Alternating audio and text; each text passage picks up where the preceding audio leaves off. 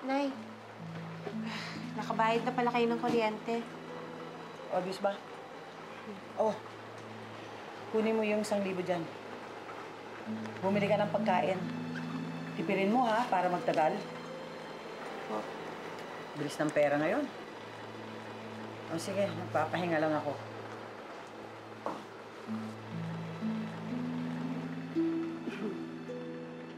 Naku, tinago pa. Eh, kitang-kita naman, iinom na naman yung nanay mo eh.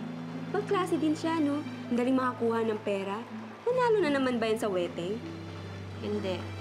Ang sabi niya sa akin, meron daw siyang nautangang kaibigan. Ayaw naman niya sabihin kung sinong napaghiraman niya ng pera. Alam mo, bilib ako dyan sa nanay mo eh. Dali magkaroon ng pera. Kung hindi na nanalo sa wedding, may kaibigan nagpapahiram. Bang klase, maabilidad.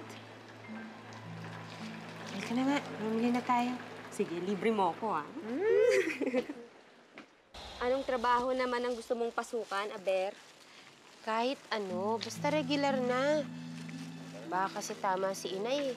Baka wala talagang patutunguhan tong pagsusulat ko. Bahala ka. Desisyon mo yun. O, tumaya na ba sir si paring Anghel? Si parang Angel, hindi pa tataya yun.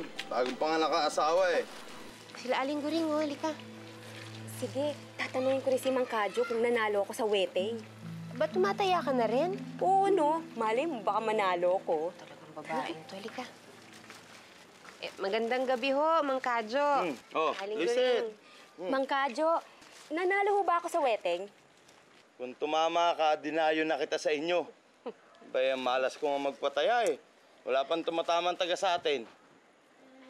Ano ho? Di ba ho ang inay ko nanalo dahil tumaya ng wedding sa inyo? Oo nga. Kaya nga ako tumataya sa inyo eh. Kasi sabi sa amin ni Aling Loretta, nanalo daw siya sa inyo. Yung dating marami siyang pera. Paano tatama yun? Hindi naman yung tumataya sa akin. Saan ho nakuha ni Ina yung malaking pera niya noon? Malay ko. Nay!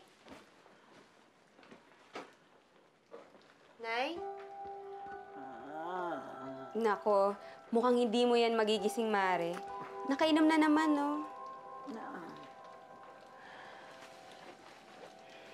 Nay? Nay?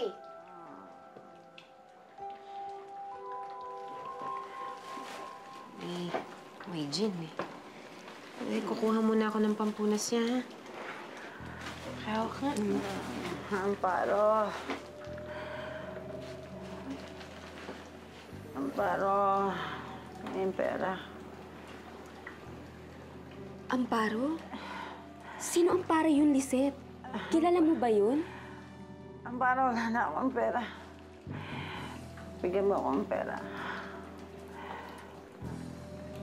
Bigyan mo akong pera, Amparo.